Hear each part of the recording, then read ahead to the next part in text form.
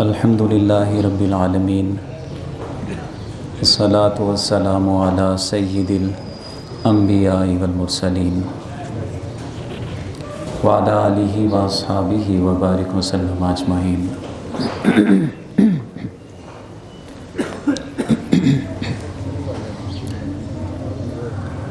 آج کے اس درس میں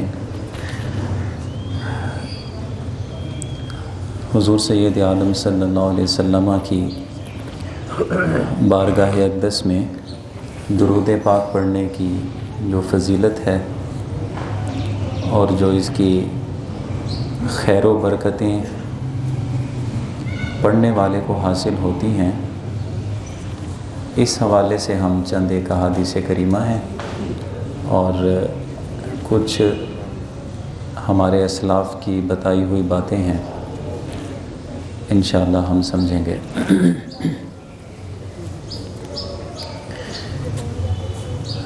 درود پاک ایک ایسا عمل ہے کہ خداوند قدوس عز و جل نے ارشاد فرمایا ان اللہ و ملائکتہ یصلون علی النبی، کہ بے شک خود خداوند قدوس اور اس کے فرشتے حضور نبی کریم صلی اللہ علیہ وسلم پہ درود بھیجتے ہیں۔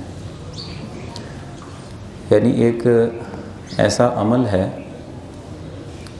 خداوند قدوس نے پہلے اپنی سنت بنائی اور پھر اپنے فرشتوں کا تذکرہ کیا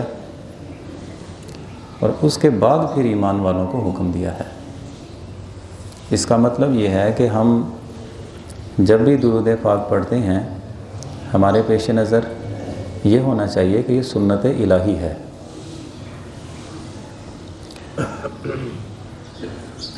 اور اس کے جو فوائد ہیں بہت احادیث کریمہ موجود ہیں جو میں نے انتخاب کیا آپ کے سامنے پیش کرتا ہوں۔ حضرت عبداللہ ابن مسعود رضی اللہ تعالیٰ عنہ نے یہ حدیث بیان کی ہے کہ حضور صلی اللہ علیہ وسلم نے ارشاد فرمایا کہ قیامت کے دن لوگوں میں سب سے زیادہ میرے نزدیک وہ شخص ہوگا جس نے دنیا میں مجھ پر سب سے زیادہ درود پڑھا ہوگا۔ یعنی جتنی زیادہ درود پاک پڑھنے کی عادت ہوگی بندے کو اتنا ہی قرب مصطفیٰ نصیب ہوگا۔ اچھا، یہ قرب الہی کا بھی سبب ہے درود پاک پڑھنا۔ معارج النبوہ میں شیخ محقق اور دیگر القول البدیع اور سعادت الدارین میں بھی یہ روایت موجود ہے۔ اللہ تعالیٰ نے حضرت موسیٰ علیہ السلام کی طرف وحی نازل فرمائی اور فرمایا کہ اے میرے پیارے نبی، کیا آپ یہ چاہتے ہیں کہ آپ کو میرا قرب ایسا قرب نصیب ہو جائے جیسے تمہاری زبان اور تمہارے کلام کا قرب ہے؟ یعنی یہ زبان ہے، کوئی لفظ بولنا ہے، لفظ بولنے میں اور اس زبان میں کتنا دوری کا فرق ہے، کتنی دوری ہے؟ یعنی یہ زبان ہے، میں بول رہا ہوں تو آپ تک میرے لفظ پہنچنے میں کتنا وقت لگ رہا ہے؟ فرمایا کہ اے میرے نبی، کیا آپ چاہتے ہیں کہ آپ کو بھی میرا ایسا قرب مل جائے جیسے آپ کے کلام اور آپ کی زبان کا قرب ہے؟ مزید فرمایا کہ آپ کے دل اور آپ کے دل میں آنے والی باتیں یہ جتنی قریب ہیں، تو کیا ایسا میرا قرب آپ کو مل جائے چاہتے ہیں؟ پھر فرمایا کہ جیسے آپ کا جسم اور آپ کی جان ایک دوسرے کے قریب ہیں، آپ کی نظر کا دیکھنا اور آپ کی آنکھ جیسے یہ دونوں ایک دوسرے کے قریب ہیں، تو اے میرے نبی، کیا آپ چاہتے ہیں کہ آپ کو بھی ایسا قرب ملے؟ حضرت موسیٰ علیہ السلام نے جب اللہ تعالیٰ کی طرف سے یہ کلام سنا کہ نظر کا دیکھنا اور آنکھ کا، جسم کے اندر جان کا اور جسم کا، دل کے اندر آنے والی باتیں اور دل کا، اتنا قرب زبان سے نکلنے والے الفاظ، کلام اور زبان کا جتنا قرب ہے، بے شک باری تعالیٰ میں تو چاہوں گا مجھے بھی تیرا اتنا قرب مل جائے۔ تو اللہ جل شانہ نے ارشاد فرمایا کہ میرے حبیب مکرم حضرت محمد مصطفیٰ صلی اللہ علیہ وسلم پہ کثرت سے درود بھیجا کرو، تمہیں بھی ایسے ہی قرب مل جائے گا۔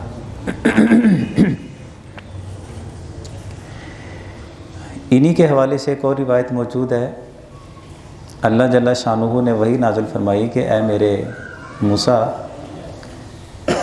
کیا تم یہ چاہتے ہو کہ قیامت کے دن تمہیں پیاس نہ لگے؟ کہنے کے باری تعالیٰ ضرور چاہوں گا قیامت کے دن پیاس نہ لگے۔ تو فرمایا کہ میرے حبیب مصطفیٰ حضور صلی اللہ علیہ وسلم پہ درود بھیجا کرو، قیامت کے دن پیاس نہیں لگے گی۔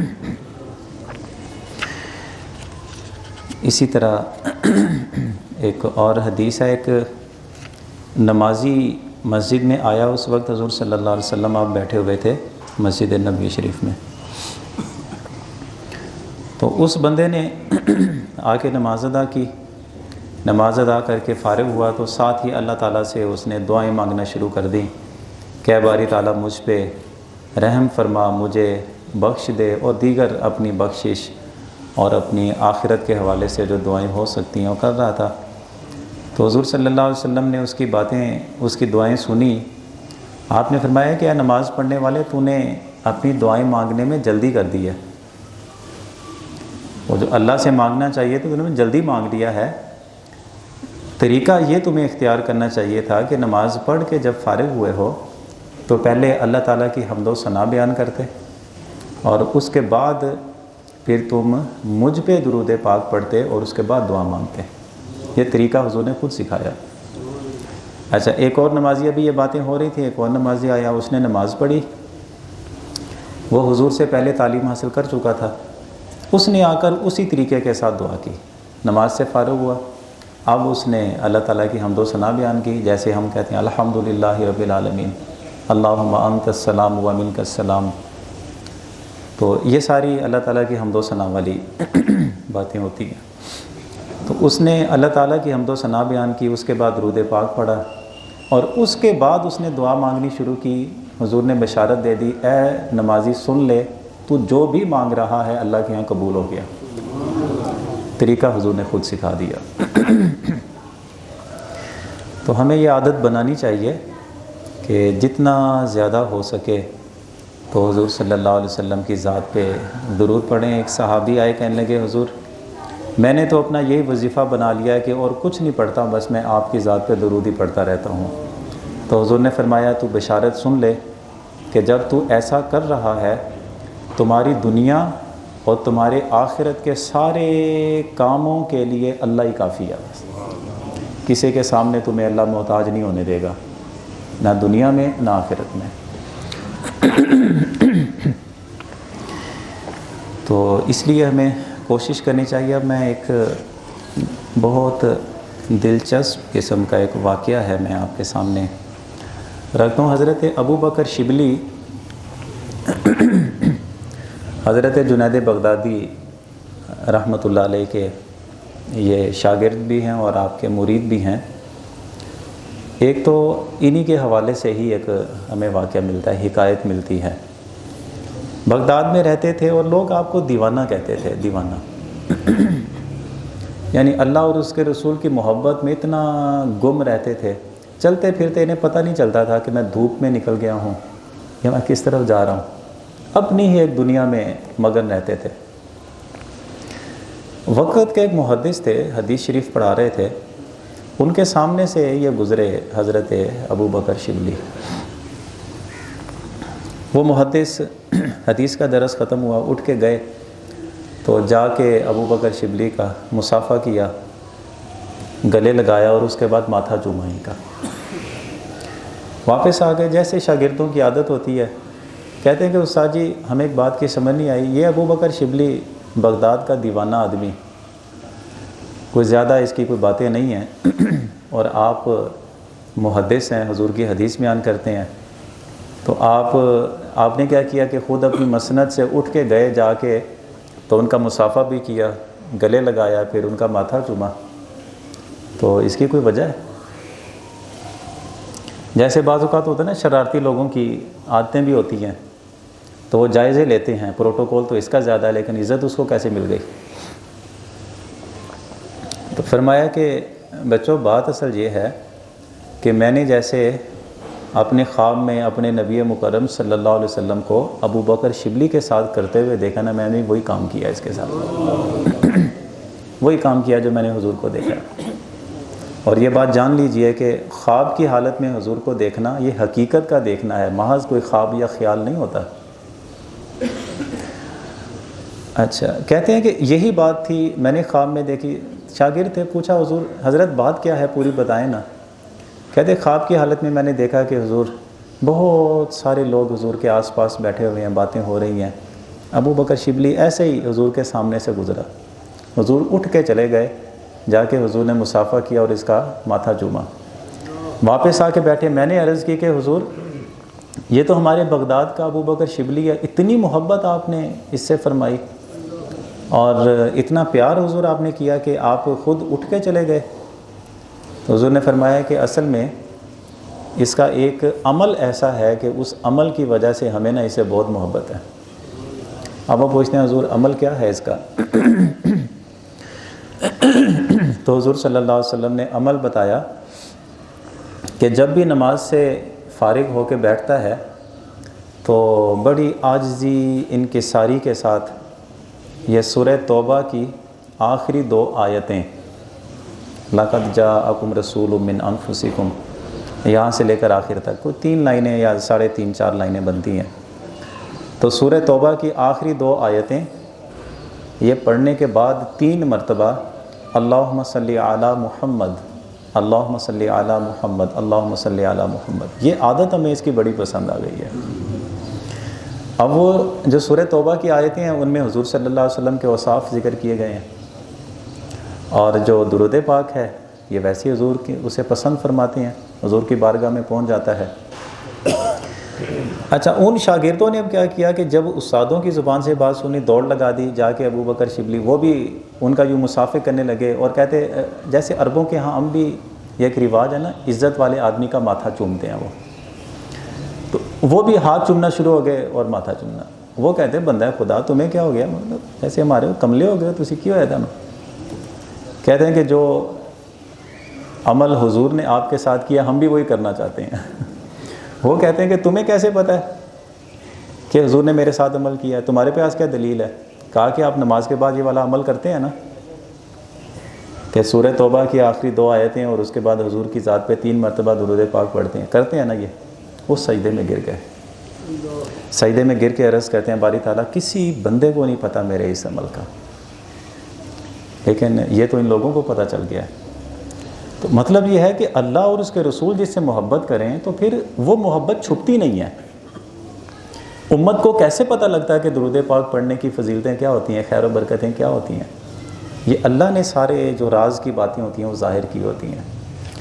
اسی طرح حضرت شیخ ابو بکر شبلی یہی آپ بیان کرتے ہیں کہ ہمارا ایک ہمسایہ فوت ہو گیا تو میں نے اسے خواب میں دیکھا اور اس سے پوچھا کہ اے بندہ خدا یہ بتا کہ اللہ نے تیرے ساتھ کیا سلوک کیا تیرے مرنے کے بعد؟ اس نے جواب دیا کہ میرا حال تو نہ پوچھیں، بڑے خوفناک منظر میں نے دیکھے، بڑے خوفناک منظر۔ کیا ہے کہ آپ دیکھتے ہیں نا کہ کوئی بھی جسم کی حرکت ہے آپ کرنا چاہیں تو آپ کے اختیار میں ہے۔